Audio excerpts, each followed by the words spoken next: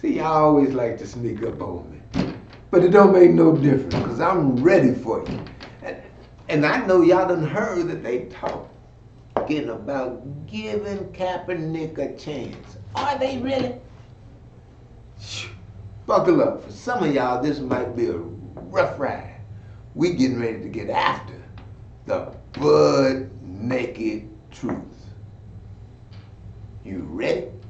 This is not a test. If you listen to this program, you're going to get the truth, the whole truth, and nothing but the butt-naked truth. This program is X-rated. You ready? You want answers? I think I'm entitled. You want answers? I want the truth! You can't handle the truth! You are now tuned into the world's most honest talk show host, the Elder Mmoja, Ajabu. Welcome. For those who don't know, this is Elder Mmoja, Ajabu, your host for After Naked Truth. This program is dedicated and designed to strip the clothes off some well-dressed lies. And there's a bunch of well-dressed lies running around here.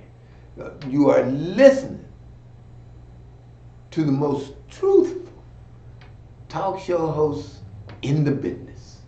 Unbought, unbossed, and unafraid of the truth, the whole truth, and nothing but the butt naked truth. Now let's talk about the truth. Y'all heard it. Y'all heard it like I heard it. Multiple teams interested in signing Colin Kaepernick. Is that true? You know, I was at a conference this morning.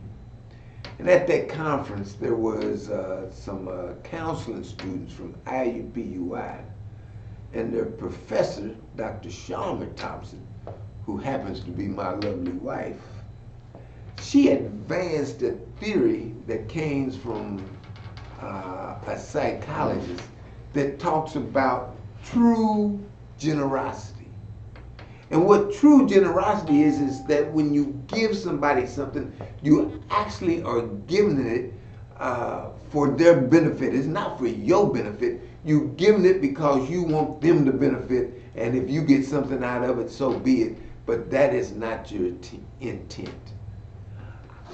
I question whether these multiple teams interested in signing Colin Kaepernick is true generosity or true effort to help my brother. I'm looking at this article by Terry Sharpshire, and he says Kaepernick, 32, has been exiled from the league ever since he began sitting, then kneeling in 2016 during the playing of the national anthem to protest police brutality, judicial injustices, and the prison industrial complex. That was the reason why he was taking the knee. When you're talking about the conservatives, they say, no, that's not the reason why he's taking the knee. He's taking the knee because he wants to be disrespectful to the flag. He wants to be disrespectful to our soldiers. He wants to be disrespectful to our veterans. Well, no. He told you why he was taking the knee. And as a man who is a Vietnam veteran, decorated Vietnam veteran, being awarded the second highest medal that the Army gives a veteran, I'm saying if anybody is being disrespectful to veterans, it's the country itself. We can't get health care. We in the jungle. They throw that Agent Orange on us to defoliate the area so that they can see the enemy. And as they defoliating the area, they making us sick to where we're breaking out in scabs, high blood pressure, type 2 diabetes, and we can't even get benefits when we done put our life on the line. So to me, that's disrespectful. For Colin Kaepernick to take a knee to highlight people of African descent, innocent people of African descent, unarmed people of African descent getting shut down in the streets by the police, that's not disrespectful. That's saying, look, everybody should be able to live the fullness of their humanity. Nobody should have to exist beneath the fullness of their humanity. And if people, especially us, people of African descent, if we refuse to live beneath the fullness of our humanity, then this stuff will stop. When you look at this situation with Kaepernick, Shropshire says, despite the barrage of quarterback injuries and poor play, the man known as Cape had not attracted much interest from teams despite his proclamation that he is in NFL shape. Cap even posted multiple videos on social media the past few years to prove that he is ready, but to no avail. Until this week. Why this week? Why is there an interest in Kaepernick? I'm telling you there's an interest because them NFL ratings, they down. People boycotted because he took a knee and because they didn't fire him but didn't hire him for a job. He became a free agent. They wouldn't, no team would pick him up. So we said, shoot, screw the NFL. If the National Football League is going to treat a man who is trying to highlight the injustice that's going on in the streets of America, the murder that's going on into the streets of America by the police, and you're not going to hire him because of that, then we're not going to watch your product. Well, if we don't watch their product, then the TV can't sell the ads. If the TVs can't sell the ads, get that advertising money, then they cannot pay them teams. If they can't pay the teams, then the owners can't play the players, and everything just implodes. So the NFL says, boy, we got to get at this. Because I don't know about you. I mean, I boycotted. And now, you know, since I boycotted, football, which used to be very high very high value in my cultural renderings, it doesn't have that status today. I mean, I follow the Colts religiously. I think they need to get rid of that kicker. What's his name? I can't even think of his name. I can't think of his name. Vinatieri or whatever. Oh, Vinatieri. Oh, my fault. What is it? Vinatieri. Vinatieri. Yeah. He need to go. You know, he might as well kick with his left foot the way he been kicking. You know, and it's causing the coach to lose games because he missing extra points after touchdown, PATs. I religious Vinatieri is his name. Mm-hmm. I look at him and I look at them religiously. But when it comes to the next game or the game prior to that, if I see it, okay. If I don't, okay. When you talk about Monday Night Football, I'll watch that till 9 o'clock, and then I'm turning to Rachel Maddow, see what she got to say. Because at this point in my life, the NFL does not have the value in my cultural life that it had before I started boycotting because of the way that they was treating Kaepernick. But now they saying that they gonna give him another chance. I question whether that is true generosity. Are they really trying to do something for him, or do they see some benefit for themselves? And that question is asked by another NFL columnist, Charles Robinson. He said, just like the NFL's deal with Jay-Z, the Colin Kaepernick workout looks like a PR trap. What is he talking about? They gonna trap Kaepernick in the ATL with all them black folks up in the ATL? They gonna trap him, ambush him. Boy, you got to know, in America, you can't take things on its face. And if you in America, if you don't understand race, then everything else will confuse you. There's always a racial aspect to anything that's going on in America. Look, he says, this is how this thing broke out and how Kaepernick got the workout, the private workout.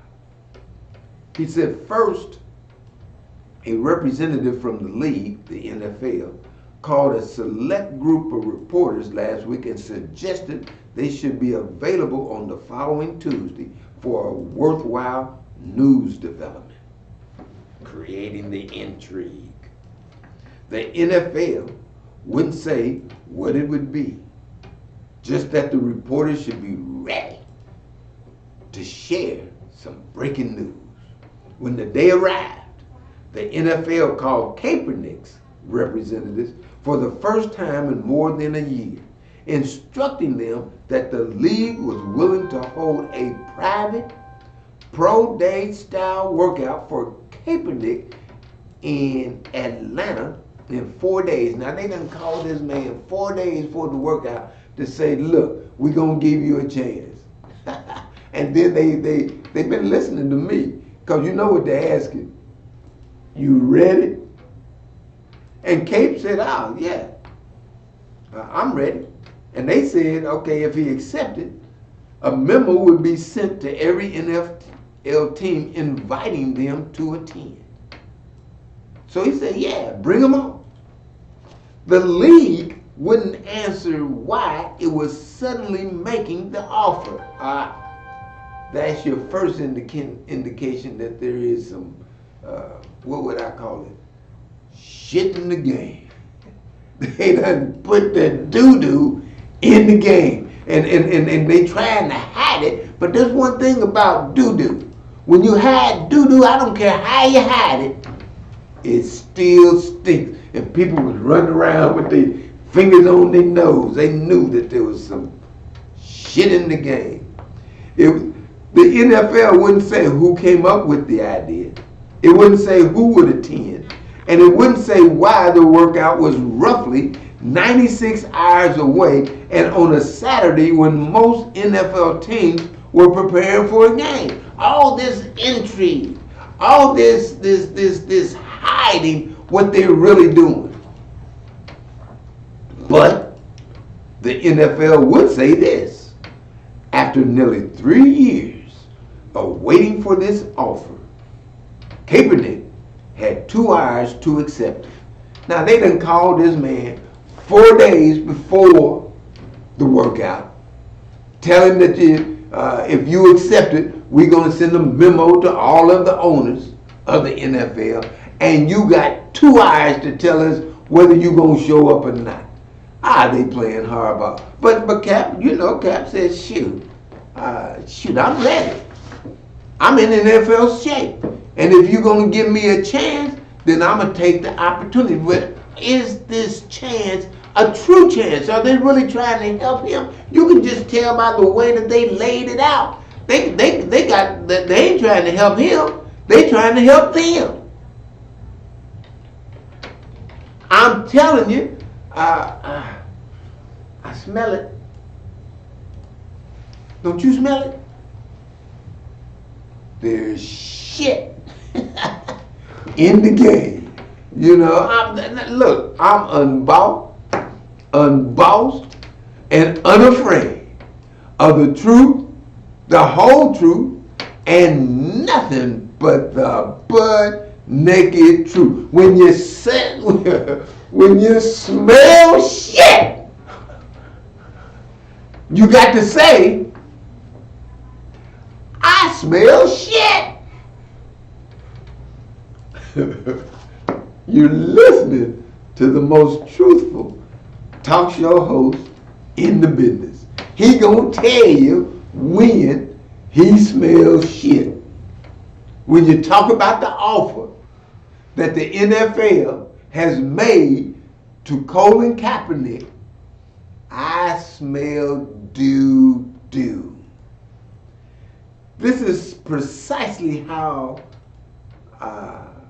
to cook up a no-lose scheme to get rid of a pesky player whose exclusion from the NFL continues to be a lingering public relations wound. First, alert some reporters to be ready for news. This is the game plan. Then, a few days later, spring an absurdly last-minute offer for the player to stage an open workout for an entire league of teams that could have arranged a private workout on their own, but never did. So they're trying to come up with some way to make the deal not go through. It makes me think about the way that my deposition went the other day with the Marion County Sheriff and their medical provider. We had a deposition, and all through the deposition, they trying to find a way to say not go forward with the deposition so that they could kill the deposition. But they gonna go through the deposition, because I'm ready. And when they called Kaepernick, he said, yeah, I'm ready too. But Kaepernick has to have his antennas up, because are they really trying to help him, or are they trying to help themselves at his expense? Listen. And instead of the owners offering him a workout on their own and never did, they then wait for a response from Kaepernick, creating a public relations win regardless the answer. If he says yes, they say, big news. If he says no, big news, big news. We offered him a chance and he didn't accept it. But he done accepted. Kaepernick was ready. There's a book, and in that book there's some words that says, be ye always ready. Y'all know that book, don't you? It says, be ye always ready. Now, they ain't talking about to play football. it don't say, are you ready for some football? No, it don't say that, but it does say, are you ready? And it does say, be ye always ready, because you don't know when your time is coming. Are y'all hearing me? This is what the NFL did Tuesday. It sprung the plan to clear the Colin Kaepernick problem with the ledger once and for all. See what Charles Robinson is telling you is that it was not true, genuine offer. They wasn't trying to help Kaepernick. They was trying to help themselves. He breaks it down. He said if Kaepernick said yes to an ambush-style pro day in Atlanta, it would close down his argument that no NFL team has ever worked with him or ever worked him out since entering free agency in 2017. If he said no to the offer, the league would have effectively called his Instagram challenges that he was still ready for work. Henceforth, being able to point out that the NFL offered a chance to showcase his skills, and Kaepernick passed. Damned if you do, damned if you don't. They say that they was going to put him in a publicity box. Now, if you keep up, that means something to you. Because if you keep up, you know that is what President Donald Trump told his State Department that he wanted to do with the president of Ukraine. Wanted to put him in a publicity box so that if he came out and made a statement about corruption concerning Joe Biden and his son Hunter, he can get something done. But see, Trump is playing a deadly game. Because he said, look, if you don't come out and have that press conference and tell people that you are investigating Joe Biden and his son, then we're not going to give you the anti-tank missiles that you need to stop Russia from overrunning your military. Well, that's deadly. And the cat testified yesterday that them folks is dying every week. But a publicity box. I'm saying the same thing is effective or works is a model that they use whether you in politics or whether you in sport. It's all designed to keep the people in control at your expense. If it looks like a public relations trap and sounds like a public relations trap, it's probably a public relations trap. If it looks like a duck, quacks like a duck, waddles like a duck, it's probably a duck. If it's brown and it smells and it's laying over there in the corner, you can probably say, man, that smells like they done put shit in the game. It's precisely why this workout would still fall apart or could fall apart by the time it's supposed to take place Friday. Looks like it's going to happen. We're going to see. Now this is key because I question, when they gave JC the deal to do the entertainment for the Super Bowl and the marketing for the NFL on the heels of addressing the social justice issue on this program. I question whether JC was going to reach back and grab Colin. That question is still out there, and then the question could be answered that yes, he did. Now I haven't found any evidence of that. But this guy, old Charles, he says, lest anyone forget, there was a very short-lived period when the NFL's partnership with Jay-Z was celebrated as a huge progressive step that showed how the league was trying to put its best foot forward. Really? Then time passed and everyone got a closer look at the seams of the agreement, which now looks more like a mishmash of entertainment opportunities interspersed with some vague social justice goals. Vague, Jay-Z. And a whole lot of financial prosperity for the NFL and Jay-Z in between. See, they came out with the deal and they had the big old PR relations, they had the big old press conference. Jay-Z, we're hiring Jay-Z, and we're serious about addressing the social justice issues that Colin Kaepernick is making, and that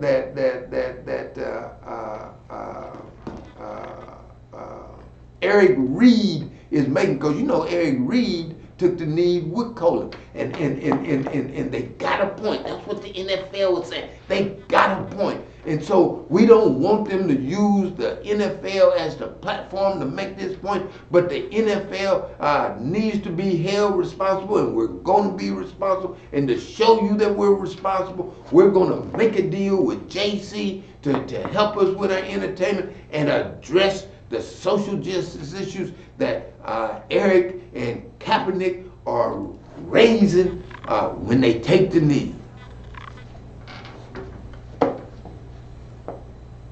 That's shit in the game.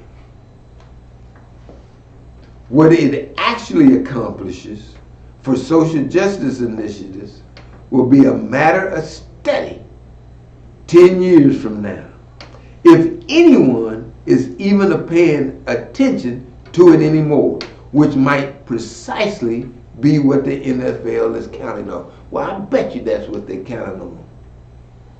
And so then now that raises the question. If Colin is picked up by a team, should he take the knee? Now, people be hollering, no, let's just play football. No. See, he can't do that now. And if he hadn't took the knee initially and said that he was trying to raise the issue about police accident shootings and the bad decisions that's being made in the court, and the social injustice that's going on in our neighborhood, he might have been able to get away with that. But now that he done took a knee, he can't get a job and then say, I ain't gonna take a knee no more. If he do that, then that means he's a sellout. That means that he's bought. That means that he is actually a traitor to the race. Now, I don't believe, I'm going to give Kaepernick the benefit of the doubt. I'm going to say that old Cape ain't going to do that. But people are saying, he's going to look at the big picture. In fact, on Facebook, that's what a dude, what's his name, Carl Weaver, who's supposed to be with the NFL Players Association, the union. He says, no, Kaepernick won't take a knee because he's going to look at the big picture, and the union is going to look at the big picture too. Well, what is the big picture, Carl? Let me paint the big picture. If he does not take a knee and continue to raise the issues about the injustices going on in the street, then what he has done is he's taken a job at the expense of our lives. Is that the big picture? Or what you saying, oh, well, shoot, the big picture is, Colin, you making money. But he ain't making the money. He's making a little money, but the money is being made by the owners of the NFL teams. They giving him some money, but he ain't making the money. And if he's making the money and I ain't some money, and I ain't got no problem with him making some money, but don't make money at the expense of the lives of our people. Don't make money at the expense of the oppression of our people. Stand on that what you said you kneeled on. Kneel on that what you said you stand on. If you was taking a knee to highlight the injustices that were going on in the street, then boy, get on your knees. And that ain't get on your knees to kiss nobody's ass. That's to get on your knees and say to stop the oppression of my people in the streets. I'm telling you, you're listening to the most truthful talk show host in the business. Yeah, I'm putting a lot of pressure on Colin. And see, for me, the jury is still out whether he'll get a damn job or not. Seems like this is not genuine generosity. Seems like that this is a PR trap, as Charles is saying, to make it look like they're trying to do something when all along their intent is to do nothing. But we'll see. Saturday, he'll work out. I'm sure his skill level is to where that it shows that he can still play better than them cats that's playing for Chicago, better than that damn backup for the Colts. Ah, damn, where'd they get him? I mean, he looked like Rudy Poo. I digress. The boy looked very bad. And then see, they thought that they could beat Miami since Miami hadn't won but one game. They said, okay, we can